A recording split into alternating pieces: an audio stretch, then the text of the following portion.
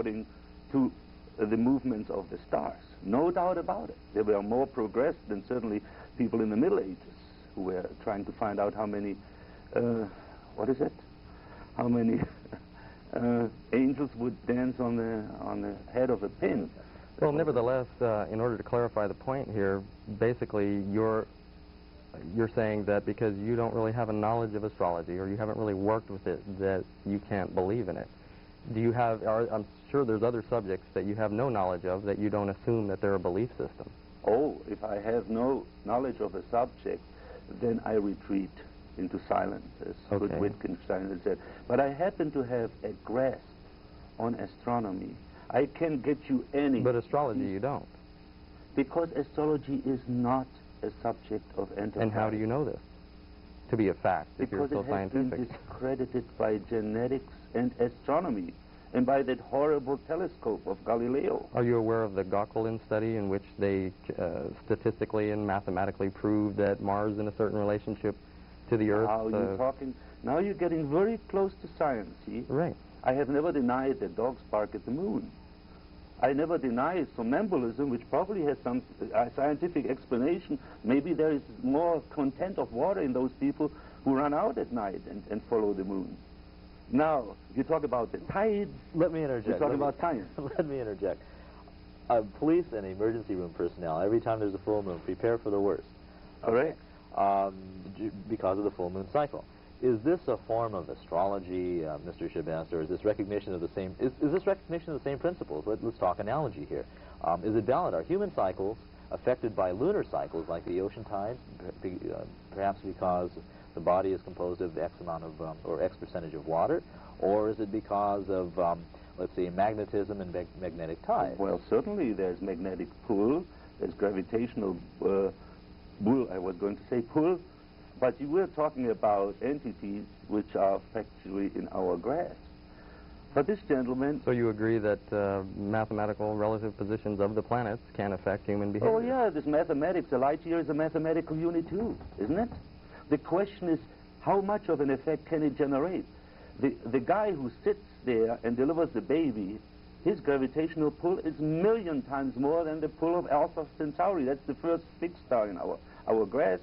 You know how far Alpha Centauri is away? Yeah, you're using a scientific... How far is Alpha Centauri away? You're assuming that distance has something to do with effect. You don't know anything about astronomy. Okay, Mr. Chabest, I submit to you, though, the analogy of human cycles being affected by the lunar cycles or by magnetism, because every time there's a full moon, people go bonkers. Only very few. Only very few.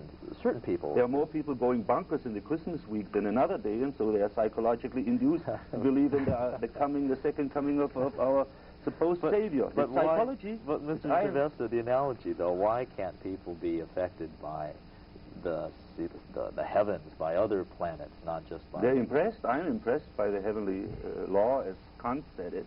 You know? But it's not a moral law, it's a spectacle, a very interesting spectacle.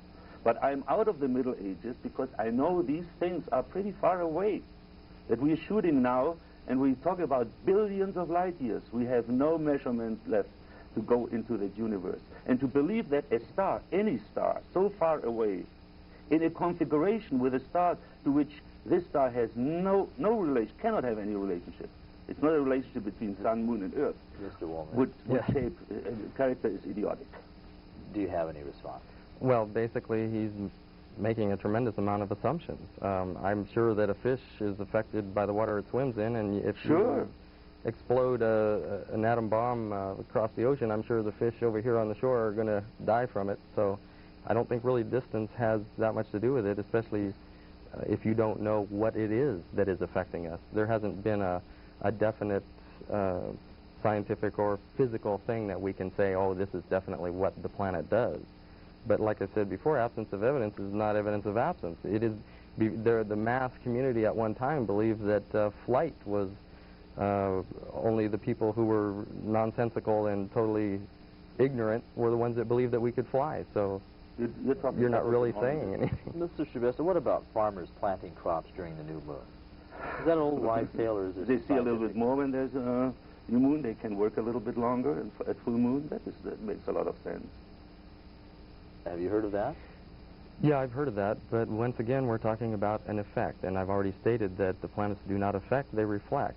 My argument within this conversation is that, for example, if I have a client who's 22 years old and calls me up for an appointment and just gives me birth information, and my opening statement to her is that I want to discuss her sexual experience with her father or stepfather or father figure at age 16 on March 15th of 1953, and her eyes pop out of her head because I'm the only one that knows that besides her and him, that's all the proof I need. And if I can assist the person get through that and reinforce their self-worth, whatever it needs to be done to assist them to get through a psychological crisis or maybe to have better relationships or whatever, that is the issue, not whether this man here believes whether there's a connection between the two or not. That's interesting. That's very interesting. You're telling me that difference doesn't make a difference. You think this light here, when viewed from about half a mile ago, is going to be as bright as it is now here? It'll still be as bright, but your perception of it will be different. Ah. Mr. Wollmann, wait a second. You brought something up. Now, you have a client who calls you up, and you can tell something about her life simply by consulting the chart and so on and so forth. Now, if I was to give you Mr. Shabesta's date of birth, time of birth, and place of birth, could you come up with something great on him? With a horoscope preparation, yes. How much time do you need? Well, I couldn't do it here because I'd have to run him through a computer to get the mathematical positions of the planets. We should have done that before. You can feed any type of nonsense into a computer. The outcome will be strictly a 50% The outcome is simply the exact mathematical positions of the planets. It has nothing to do with interpretation. I do the interpretation. Oh, this guy is a planetarian. He doesn't deal with astrology. Well, if you studied astrology, you would know that the planets are a very important part of astrology. But only in the last 100 years, because you're running out of facts. Because I explained to you, I might try it again, but I don't want to bother the audience. These stars have nothing to do with what the planets are doing. And even if you align these planets, the effect of those planets in alignment is so minuscule, so idiotically. Why is there such a large corroboration between solar flares and sunspots and so forth, depending on planetary positions within our solar system? If you're so scientific, there's a correlation there. You think they're going to affect your complexion? Well, if the full moon has demonstrated statistically... You're talking about the sun, the moon, and a few of